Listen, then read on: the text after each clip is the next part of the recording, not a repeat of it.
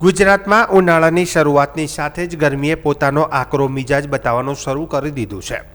હવામાન વિભાગ દ્વારા રાજ્યમાં આગામી 5 દિવસ માટે હીટ વેવની આગાહી કરવામાં આવી છે। ખાસ કરીને સૌરાષ્ટ્ર અને દક્ષિણ ગુજરાતના કેટલાક વિસ્તારોમાં તાપમાનનો પારો ઉંચકાતા લોકોને કાળઝાળ ગરમીનો સામનો કરવો પડશે। હવામાન વિભાગના વૈજ્ઞાનિક પ્રદીપ શર્માના જણાવ્યા અનુસાર રાજ્યમાં ગરમીનું પ્રમાણ સતત વધી રહ્યું છે। આજે ભાવનગરમાં રાજ્યનું સૌથી વધુ 38 ડિગ્રી તાપમાન નોંધાયું છે। આગાહી મુજબ આગામી 2 દિવસ ભાવનગરમાં હીટ વેવ રહેવાની પૂરેપૂરી શક્યતા છે। આવતીકાલે પણ ભાવનગરના કેટલાક ભાગોમાં તાપમાનમાં એકાએક 4.5 ડિગ્રી કે તેથી વધુનો વધારો જોવા મળી શકે છે, જેના કારણે બપોરના સમયે આકાશમાંથી અગનગોળા વરસતા હોય તેવો અનુભવ થશે।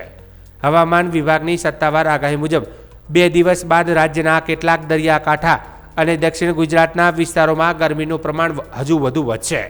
પોરબંદર, દીવ, સુરત, ભરૂચ, નવસારી, વલસાડ, દમણ અને દાદરાનગર હવેલીમાં હીટ વેવની શક્યતાને જોતા તંત્ર દ્વારા યલો એલર્ટ જાહેર કરવામાં આવ્યું છે। નાગરિકોને બપોરના સમયે કામ વગર ઘરની બહાર ન નીકળવાની પણ સલાહ આપવામાં આવી છે। અમદાવાદ શહેરના તાપમાનની વાત કરીએ તો આજે અમદાવાદનું મહત્તમ તાપમાન 37.7 ડિગ્રી નોંધાયું હતું। જો કે આજે દિવસ દરમિયાન તાપમાનમાં આંશિક ઘટાડો થતાં પારો 35 ડિગ્રીની આસપાસ રહેવાની શક્યતા છે, પરંતુ આ રાહત ક્ષણિક છે।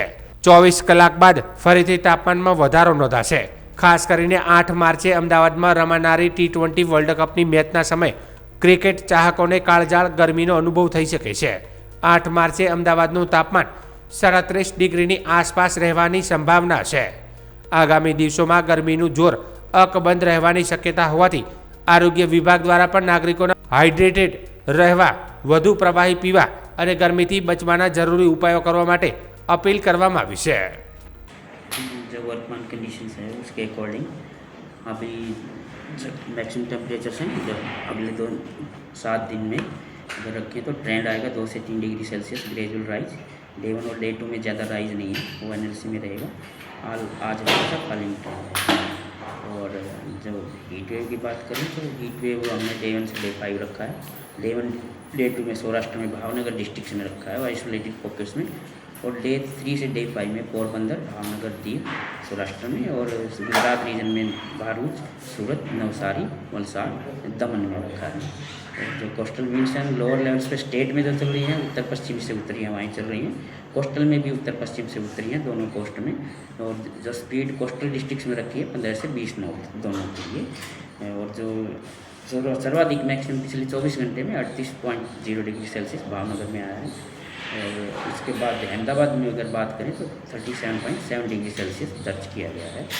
और कल के लिए आज शाम के लिए उम्मीद है कि 35 के आसपास रहेगा अहमदाबाद का, और कल 36 के आसपास।